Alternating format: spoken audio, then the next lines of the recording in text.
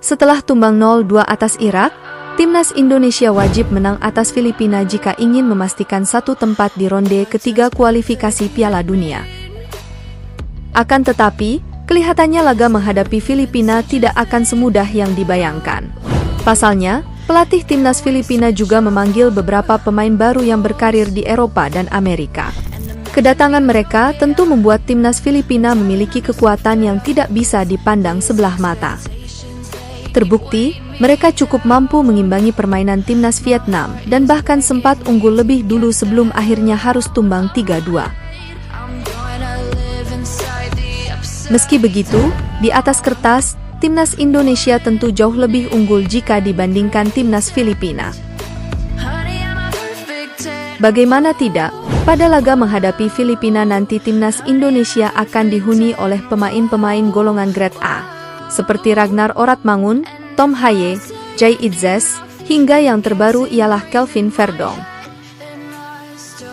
Rencananya, laga menghadapi Filipina ini akan digelar pada Selasa 11 Juni, pukul 19.30 WIB, di Stadion Gelora Bung Karno. Akan seperti apakah kekuatan sesungguhnya timnas Indonesia? Berikut kami coba memprediksi line up timnas Indonesia yang akan berjuang hidup mati saat menghadapi Filipina. Penjaga gawang, Hernando Ari.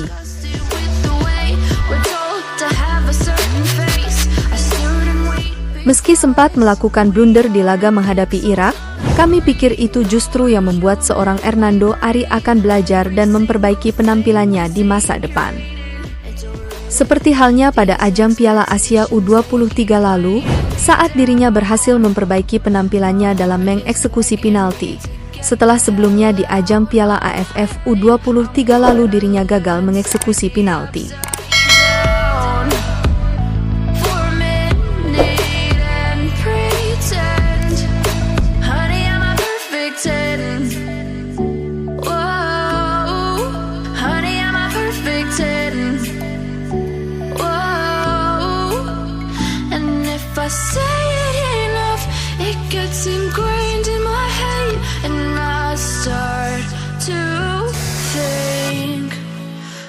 Bek tengah, Jay Itzes.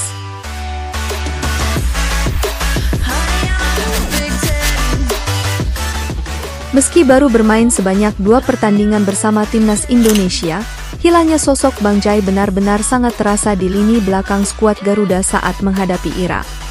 Ketenangan dan kepemimpinan Jay Itzes di lini belakang memang menunjukkan kualitasnya sebagai calon pemain Serie A Italia di musim depan. Dan karena Indonesia butuh 3 poin untuk lolos ke babak ketiga, saat menghadapi Filipina kami sangat yakin, Jay Itzes telah mengunci satu tempat di line up timnas Indonesia.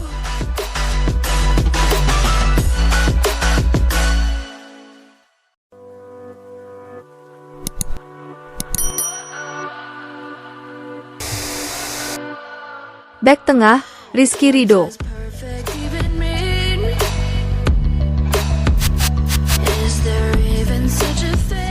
Meski gagal mengantarkan Persija ke 4 besar klasemen Liga 1 Indonesia, Ridho tetap dipercaya oleh Coach Shin untuk mengawal pertahanan skuad Garuda. Dengan absennya Jordi Amat saat menghadapi Filipina, Ridho akan menjadi pilihan yang tepat bagi Coach Shin jika ingin memainkan formasi 3 bek ini.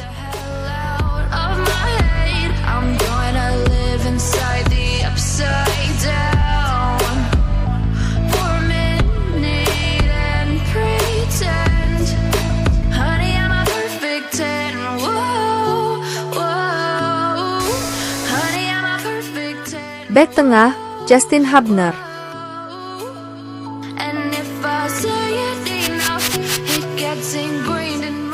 Dengan kembalinya Jay Itzes ke timnas Indonesia, kelihatannya bakal membuat Justin dapat bermain lebih cair. Seperti yang kita tahu, Jay Itzes dan Justin Hubner memiliki basic sepak bola yang sama-sama berasal dari Belanda, yang membuat mereka cukup mudah saling memahami gaya bermainnya masing-masing, serta dapat berkomunikasi dengan baik untuk mengorganisir pertahanan Indonesia.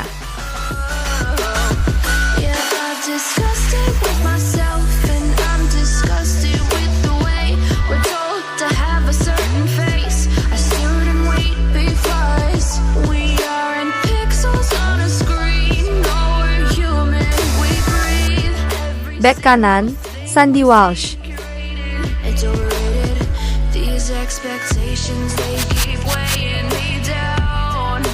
Saat menghadapi Irak, Sandy Walsh sebenarnya tampil cukup baik dalam bertahan maupun menyerang.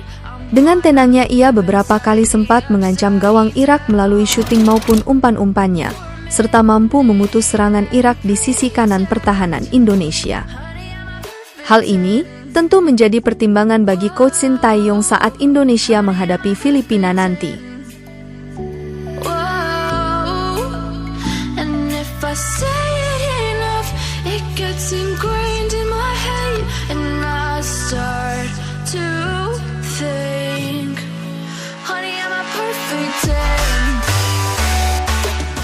Bek kiri, Kelvin Verdong.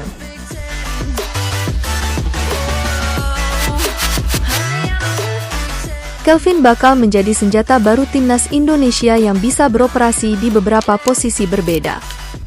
Meski tidak memiliki postur yang terlalu besar, Kelvin memiliki fisik dan power yang cukup menjanjikan.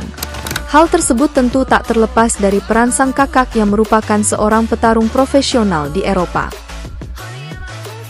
Hal tersebutlah yang juga membuat Kelvin Verdong mempunyai mental yang kuat dalam berduel di lapangan, meski harus berhadapan dengan pemain-pemain yang bertubuh besar.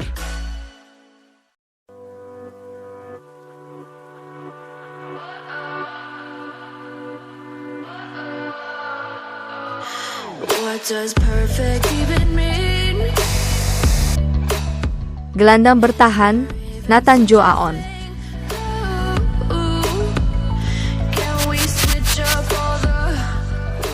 Meski harus kalah dari Irak, performa Nathan di lini tengah Indonesia terlihat cukup menjanjikan.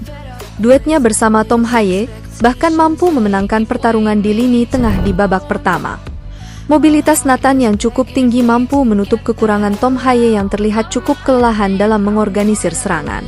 Selain itu, umpan-umpan dari Nathan juga cukup baik dalam menyalurkan bola. Beberapa kali ia mampu mengiris pertahanan Irak dengan umpan kaki kirinya yang sangat akurat.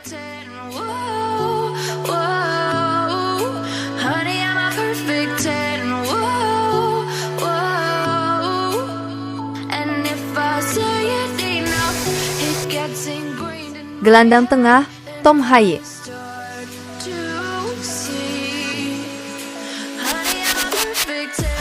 Tom Haye kelihatannya masih dalam tahap beradaptasi terhadap gaya bermain dan cuaca di Indonesia. Ia terlihat cukup kelelahan saat dipaksa naik dan turun dalam menghadapi serangan balik. Hal tersebut tentu cukup wajar jika mengingat gaya bermain Tom Haye yang lebih mengandalkan gaya bermain simpel menggunakan umpan-umpan akurat, serta pergerakan tanpa bola yang biasa dimainkan oleh klub-klub papan atas Eropa. Meski kelelahan, ia bahkan terlihat sering naik dan turun cukup jauh, baik untuk membantu pertahanan, maupun saat menjemput bola.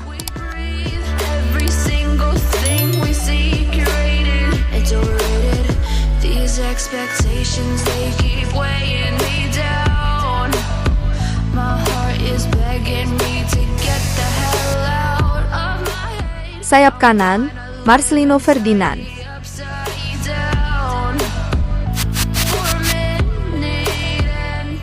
Semenjak datangnya Ivar Jenner, Nathan, hingga Tom Haye, Marcelino kelihatannya diminta untuk lebih bermain ke depan.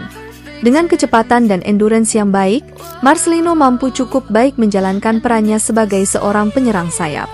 Saat menghadapi Irak, ia sempat beberapa kali melewati musuh dan membuat umpan silang berbahaya ke pertahanan Irak.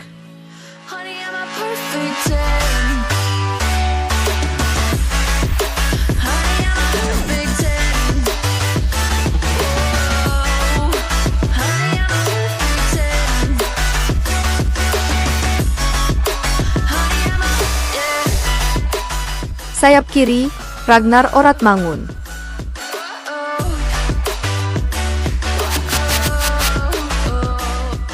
Meski diplot sebagai seorang winger kiri saat menghadapi Irak, Ragnar terlihat cukup sering bertukar tempat dengan Marcelino hingga Rafael saat melakukan serangan.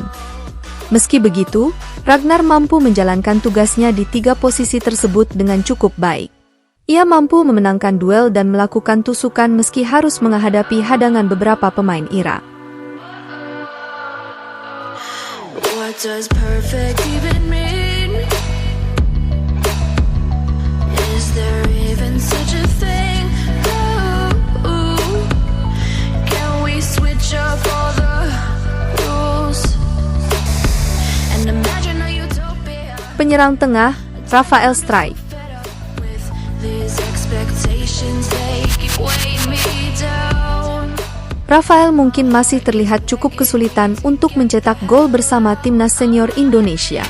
Akan tetapi, lihatlah bagaimana ia mampu menahan bola dan membukakan ruang bagi rekan-rekannya. Dengan postur dan kecepatannya ia mampu menjalankan perannya tersebut dengan cukup baik. Saat menghadapi Filipina nanti, bisa dipastikan Rafael akan kembali ditugaskan sebagai false nine di lini depan. And if I say it enough, it gets ingrained in my head, and I start to see, honey, I'm a perfect 10. Itulah prediksi line up timnas Indonesia saat menghadapi Filipina. Mari kita doakan supaya timnas Indonesia dapat meraih kemenangan, agar dapat melangkah ke ronde ketiga kualifikasi Piala Dunia.